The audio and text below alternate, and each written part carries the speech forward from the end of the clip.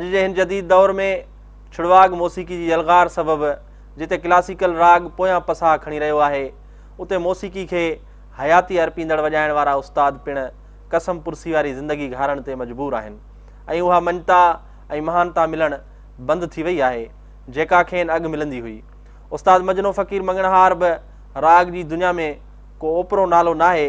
जोही शहर सां तालुक़ रखंदड़ अकबर जिस्काणी, अहमद ख़ान मदहोश, अज़ीज़ किंगराणी वांगुरु उस्ताद मजनो फ़क़ीर पिणु राग ऐं फ़न जी दुनिया में अलॻि सुञाणप रखे थो। संदसि ॾाॾो जीअंदो फ़क़ीर मंगणहार पिणु सिंध जो नाले वारो दुहलारी हो।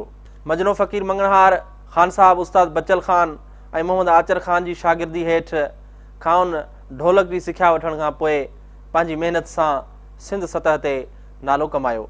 मजने फ़क़ीर मंगणहार ख़ान साहब उस्ताद बचल ख़ान ऐं मोहम्मद आचर ख़ान जी शागिर्दी हेठि खाउन ढोलक जी सिख्या वठण खां पोइ पंहिंजी महिनत सां सिंध सतह ते नालो कमायो। इहो ई सबबु आहे हू न रुगो कलाम काफ़ी पर विलम पत यानी ठुमरी ऐं ख़याल तोड़े क्लासिकल राग जी ॿियनि ॾुखियनि सिन्फ़ुनि सां ॾुखियूं तालूं वॼाइण जी महारत रखे थो। सिंध में अहिड़ियूं ॾुखियूं तालूं ऐं ठेंका वॼाइण वारा उस्ताद तमामु थोराई में आहिनि।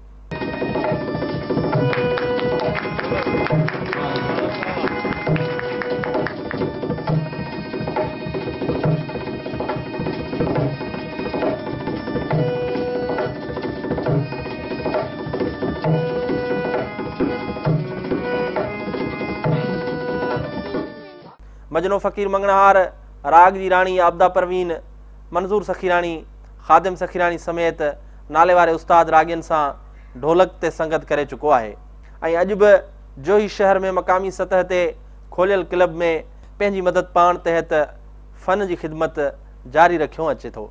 इहो ई सबबु आहे जो अकबर जिस्काणी मेमोरियल लाइब्रेरी तरफ़ां मञता ॾियण लाइ साणस रिहान रचाई वई, जंहिंमें नाले वारे अदीबनि, शाइरनि, लेखकनि, सहाफ़ियनि ऐं ज़िंदगी जे मुख़्तलिफ़ शोबनि सां वास्तो रखंदड़ माण्हुनि शिरकत कई। उन मौक़े ते नाले वारे ढोलक नवाज़ उस्ताद मजने फ़क़ीर ढोलक ते तीन ताल, धाधरो ऐं ॿियूं केतिरियूं ई तालूं तोड़े ठेंका वॼाए फ़न जा जौहर ॾेखारे वेठलनि खां दाद वसूल कयो।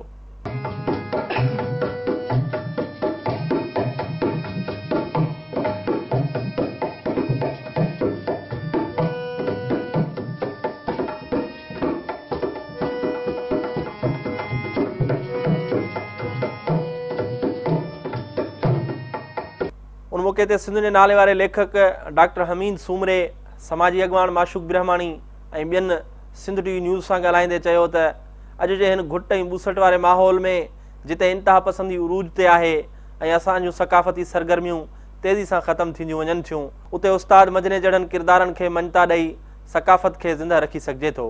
संदन चवणु हो त जोही जी चिकी मिटी जियां मजने फ़क़ीर मां बि सिंध सां इश्क ऐं मुहबत जी ख़ुशबू अचे थी। मजनो ऐं उन जा जेके दोस्त आहिनि उन्हनि जो जोही में क्लासिकल मौसीक़ी जे हवाले सां तमामु वॾो कमु आहे। बुनियादी तौर ते उस्ताद मजनो मंगणहार ढोलक नवाज़ आहे। ढोलक सां गॾोगॾु हू क्लासिकल मौसीक़ी जी तमामु ज़बरदस्त क़िस्म जी ॼाण रखे थो। अॼु जोही में ही अकबर जिस्काणी लाइब्रेरी में उस्ताद मजने खे मञता ॾियण जे लाइ प्रोग्राम रखियो वियो आहे। उन सां गॾोगॾु असांजो मक़सदु इहो ई आहे त हिकु कुंड में वेही करे उन फील्ड जा माण्हू जेके पंहिंजे मञता जे लाइ जेको पंहिंजे तौर ते तमामु वॾो कमु कनि था पर उन्हनि खे मञता कान्हे का, उन्हनि खे आम माण्हुनि ताईं कीअं पहुचाइजे। हिते अक्सर तौर ते हिन प्रोग्राम में असांजे लोकल यूथ ईंदा आहिनि। त असांजो मक़सदु आहे त असांजो जेको नौजवान आहे उहो मुख़्तलिफ़ जेका अॼुकल्ह जदीद क़िस्म जी मौसीक़ी आहे उहे बि बहितरु आहिनि, ज़बरदस्त आहिनि, पर असांजी जेका क्लासिकल मौसीक़ी आहे उन्हनि जो जेको टेस्ट आहे उन्हनि ॾांहुं बि उन्हनि जो लाड़ो थिए ऐं उन मौसीक़ी खे वरी हीअ जेके असांजा पुराणा ख़ानदानी तौर ते उस्ताद आहिनि उहे क़ाइमु दाइम रखियो था अचनि, त उन सां लाॻापियल असां चाहियूं था त हिते इन तरह जा ॿिया माण्हू पैदा थियनि। छो त उस्ताद मजनो फ़क़ीर मंगणहार उन्हनि जा लाॻापियल इलाही शागिर्द हुन जा पैदा थिया आहिनि। जेकॾहिं असां उन्हनि जी लिस्ट ॾिसूं था त मुंहिंजे ख़्याल में कोई 50 खां मथे इन जा शागिर्द आहिनि। ख़ासि तौर ते हिते पसगिरदाई में अहिड़ा हिन वजता अहिड़ा तबले नवाज़, ढोलक नवाज़ पैदा कया आहिनि, सुर ऐं तार ताल जे ॼाणू नौजवान पैदा कया आहिनि जेके जेकॾहिं किथे वञी वॼाईंदा त असां सम्झूं था त तमामु हिकु मयारी तौर ते हू कमु कनि पिया था। उस्ताद मजने जे शागिर्दनि जी लिस्ट तमामु डिघी आहे। पोइ उस्ताद मजनू ख़ान साहब मजनू तमामु बहितरीनु ढोलक नवाज़ आहे हिन इलाइक़े जो। ऐं हिते जेके बि सरगर्मियूं थींदियूं आहिनि उन में उस्ताद मजने जी डिमांड हूंदी आहे, माण्हू उनखे चाहींदा आहिनि त असां वटि अची वॼाए असां सां। त हिननि तमामु सुठनि वॾे पाए जे फ़नकारनि सां माना वॼायो आहे। तमामु बहितरीनु शख़्सियत आहे, दोस्त आहे। ऐं ॿियो इहो आहे त इहे जेका ज़रूरत आहे उहा तव्हां सम्झो था त हींअर जिथे असां वटि दहशत गर्दी आहे, इंतिहा पसंदी आहे ऐं इहे शयूं जेके आहिनि असांजे मुआशिरे खे खाई रहियूं आहिनि हिकिड़े उॾे ई ॼां, त उते हिन राग जी तमामु घणी ज़रूरत आहे। ऐं हीअ स्पेस घटि बि पई वञे राग वारी या फ़नकारनि वारी या अहिड़ियुनि महफ़िलुनि वारी। असांजे जोई शहर में उस्ताद मजनो जेको आहे त तमामु बहितरीनु ॼाण रखे थो ऐं ढोलक नवाज़ तमामु क़ाबिल आहे हिते। ऐं मां बि रेडियो सिंगर आहियां, टीवी ते मूं कमु कयो आहे, मूंसां बि काफ़ी प्रोग्रामनि में उस्ताद मजने मूंसां साथ ॾिनो आहे। ऐं असां चऊं था त जेतिरो उस्ताद मजने खे ॼाण आहे ऐं इन कम खां जेको कुझु हुनजो तजुर्बो आहे त शायदि ॿिए खे हिते न हुजे जोई में। असांजे समाज में राग जी तमामु वॾी अहमियत आहे ऐं उनजे करे जेको आहे सो असां लाइब्रेरी जे पारां ई प्रोग्राम सेट कयो आहे। ऐं राग खे असां जेकॾहिं प्रोमोट कंदासीं त असांजी तहज़ीब सकाफ़त बि प्रोमोट थींदी।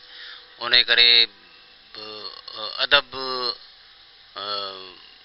कहाणियूं, शाइरी उन सां गॾोगॾु जेको आहे सो राग बि जेको आहे उहो बि असांजे इंसानी समाज लाइ इंतिहाई ज़रूरी आहे। महफ़िल जे मोहर मजने फ़क़ीर मंगणहार सिंध टीवी न्यूज़ सां ॻाल्हाईंदे चयो त खेसि अॼु केतिरनि ई सालनि जे कयल अणथक पोरे जी मोट में भरपूर मञता मिली आहे, जेका ॻाल्हि हुन लाइ वॾी अहमियत जोगी आहे। असांजो म्यूज़िकुनि सां ऐं इन सां किलबुनि सां ऐं पंहिंजो शागिर्दनि सां उस्तादनि सां 1985 खां वठी असांजो माना सम्झो इहो तालुक़ु माना हलंदो अचे थो। पोइ के तकलीफ़ूं बि हिन में आयूं आहिनि, के अचनि थियूं पियूं, पर उन्हनि खे माना दरगुज़र करे असां पंहिंजे सफ़र खे जारी रखियो आहे।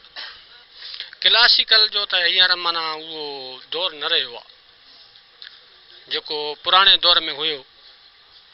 अॼुकल्ह त माना सम्झ आहे रुॻी इहो जेको माहौल हले थो पियो, क्लासिकल दौरु ॼण त ख़तमु थींदो पियो वञे। घटि में घटि पोइ बि साईं 50 शागिर्द मुंहिंजा हिते माना सम्झ जोई में आहिनि। उन मौक़े ते म्यूनिसिपल कमेटी जोही जे चेयरमैन अब्दुल मजीद जमाली ऐं ॿियनि पारां उस्ताद मजने मंगणहार खे अजरक ऐं ॿियनि तोहफ़नि सां गॾोगॾु खेसि इनाम तौरु 10,000 रोक पिणु ॾिना विया।